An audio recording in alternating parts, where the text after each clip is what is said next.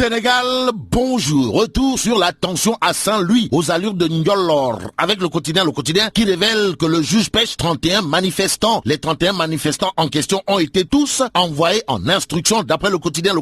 Le journal toujours sur les violences aux allures de Castagne à Guet-Ndar, de préciser que sur les 31 manifestants envoyés en instruction, seuls 4 sont des pêcheurs. En tout cas, Vox Populi qui évoque également l'actualité autour des échauffourées à Guet-Ndar, histoire de nous informer que parmi les 31 manifestants placés sous mandat de dépôt, on note 12 mineurs. L'autre info majeure dans la tension ayant viré au vinaigre du côté de Guet-Ndar à Saint-Louis porte sur l'arrestation éclair du colonel Kébé. Que retenir dans cette histoire? D'après cette fois Réumi Quotidien, sinon le colonel Kébé, ex-big boss de la DIRPA, a été entendu et libéré sur le champ contre champ d'une arrestation suivie de libération à la une de l'exclusif. Le journal en effet explique autant d'expliquer les Kébétous qui ont emmerdé le maquis. Qu'à cela ne tienne, retenons aussi d'après l'exclusif que celui qui enfile son manteau de médiateur dans cette histoire de Guet-Ndarien en colère d'Indien, c'est Maître Aliou Badara Cissé, et c'est Maître Aliou Badara Cissé,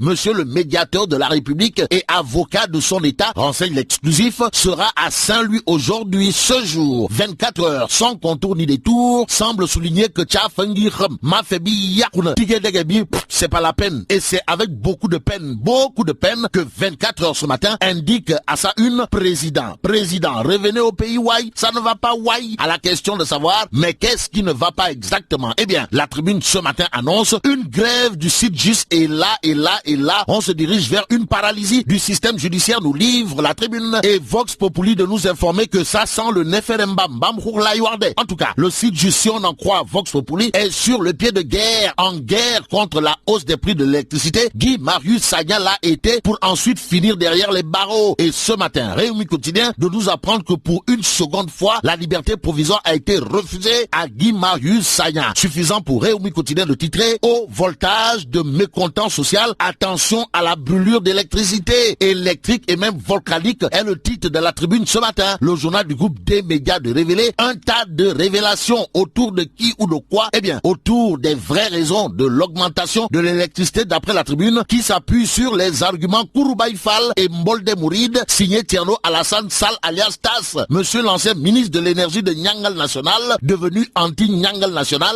d'après la tribune crevé, l'observoir jeté un pavé dans la mare et même mis un coup de pied dans la fourmilière en soutenant que l'augmentation du prix de l'électricité est une injonction de la Banque mondiale pour que le Sénégal puisse bénéficier d'un prêt de 180 millions de dollars. Argument tiré par les cheveux, voire par les pieds ou pas de Tierno Alassane Sall. Pour l'instant, c'est le sale temps économique et financier dans les caisses du secteur privé national d'après enquête. Le journal en effet révèle à sa une que BTP et dette intérieure, le drame social, la preuve avec Garaf Ndao de la CNTS BTP qui dans enquête dit que l'État du Sénégal doit plus de 100 milliards de francs CFA aux entreprises CDE, EFA, CSE et Sociétaire. On est où là? Bon, enquête de souligner malgré les chantiers lancés par l'État, les entreprises du BTP plongent dans le gouffre jour après jour. Ce jour, l'As Quotidien révèle rapport sur la maltraitance des enfants à Pikine. Les chiffres de l'horreur, il s'agit de quoi? Eh bien, Vox Populi en veut pour preuve des exemples du genre une fillette de 2 ans et demi victime d'inceste et plus de 1200 cas de violence sur des enfants dont des sévices, des viols et entre autres. L'autre information à lire à la une de l'As Quotidien porte sur le bilan annuel des accidents sur la route. En tout cas, 600 morts, 74 milliards de francs CFA en dégâts matériels. Voilà ce que révèle l'As Quotidien. Et Source A ce matin de titrer Mort Ndadié devant l'Éternel. Il est question de quoi? Eh bien, Source A de revenir en long et en large sur les 1001 fous voyages du président de la République entre mars 2019 et février 2020. En tout cas, d'après les statistiques